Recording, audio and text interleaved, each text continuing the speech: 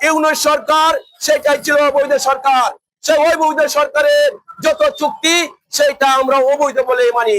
ইসলামী চুক্তি হয়েছে, যত দাবিদারি চুক্তি হয়েছে, যত অবৈধ চুক্তি হয়েছে, সকল চুক্তি অবিলম্বে বাতিল করতে হবে।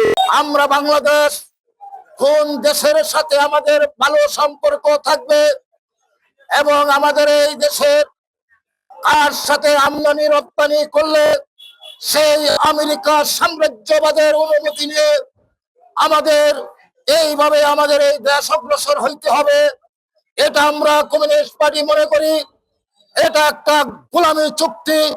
যে মার্কিন সাম্রাজ্যবাদ এই দেশের 30 লক্ষ মানুষকে সেই পাকিস্তানের পক্ষ অবস্থান নিয়ে আমাদের 30 লক্ষ শহীদের সাথে বিশ্বাসঘাতকতা করা হবে।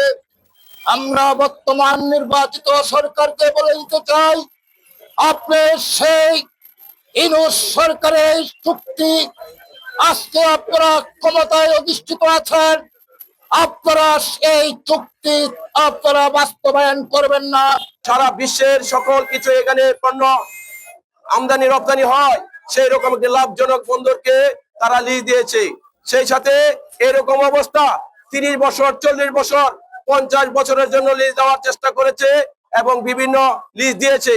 আমরা মনে করি যে সরকার এসেছিল বাংলাদেশে, যে অন্তর্বর্তীকালীন সরকারের কথা ছিল এইখানে একটি পরিবেশ তৈরি করবে, সেই পরিবেশ নিরাপত্তা তৈরি করবে। ধরনের মব সন্ত্রাস হয়েছে, চাঁদাবাজি, লুটপাট হয়েছে, মানুষের নিরাপত্তাহীনতায় ভুগিয়েছে, প্রশাসন নীরব ছিল।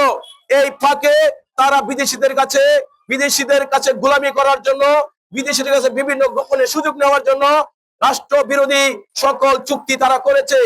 আমরা মনে করি এটা শুধুমাত্র আমাদের অর্থনৈতিক অনিরাপত্তা নয়, এটা আমাদের সামাজিক এবং রাষ্ট্রীয় নিরাপত্তার ঝুঁকিতে আমরা পড়েছি। আমরা এখন বর্তমান যে সরকার আছে তাদের কাছে আমরা কমিউনিস্ট পার্টির পক্ষ থেকে জোরালো দাবি রাখতে চাই, ইউনূস সরকার সেটাই ছিল অবৈধ সরকার। সেই অবৈধ সরকারের যত চুক্তি সেটা আমরা অবৈধ বলে মানি। ইসলামী চুক্তি হয়েছে, যত দাবিদারি চুক্তি হয়েছে, যত অবৈধ চুক্তি হয়েছে, সকল চুক্তি অবিলম্বে বাতিল করতে হবে।